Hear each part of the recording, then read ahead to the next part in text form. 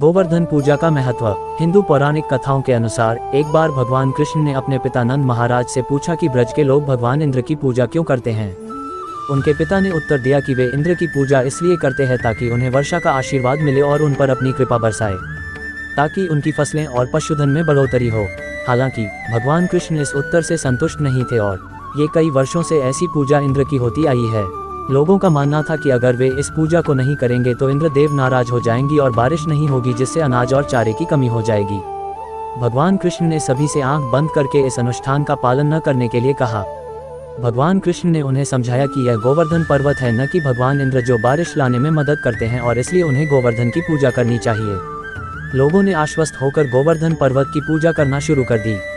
इंद्र ने अपना गुस्सा वृंदावन के ग्रामीणों पर निकालना शुरू कर दिया और उन्होंने वृंदावन में बारिश और गरज के साथ तबाही मचाने वाले समावर्तक बादलों को बुलाया।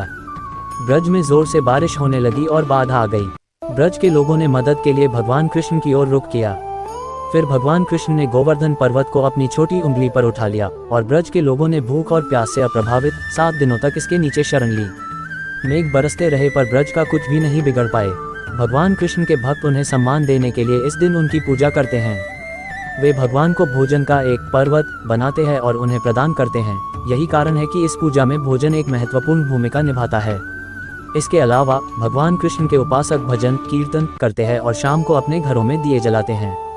गोवर्धन पूजा को उस दिन के रूप में मनाया जाता है जब भगवान कृष्ण ने भगवान इंद्र को हराया था।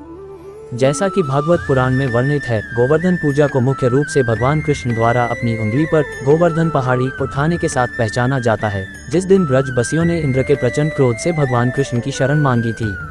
महाराष्ट्र में इसे बाली प्रतिपदा या बाली पड़वा के रूप में मनाया जाता है।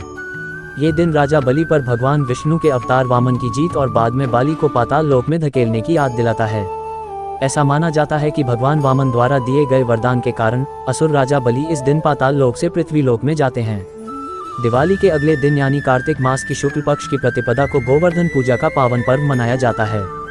इस पावन दिन भगवान श्री कृष्ण, गोवर्धन और गायों की पूजा का विशेष महत्व होता है।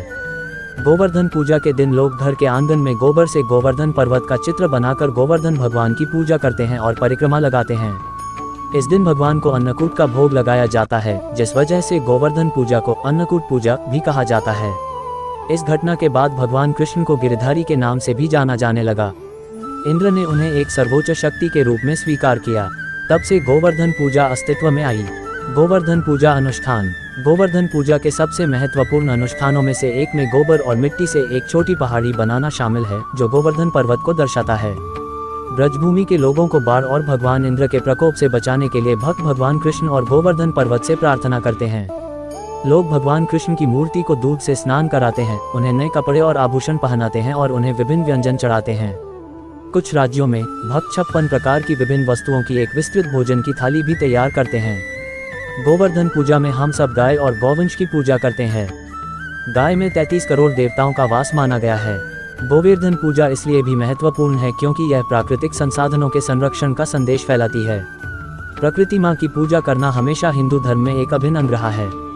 पर्वत पूजा के पीछे का मुख्य उद्देश्य हमेशा से ही अतुल्य और अमूल्य प्राकृतिक संसाधनों का संरक्षण रहा है। गुजरात में इसे गुजराती नव वर्ष के रूप में मनाया जाता है क्योंकि इसी दिन विक्रम संवत शुरू होता है।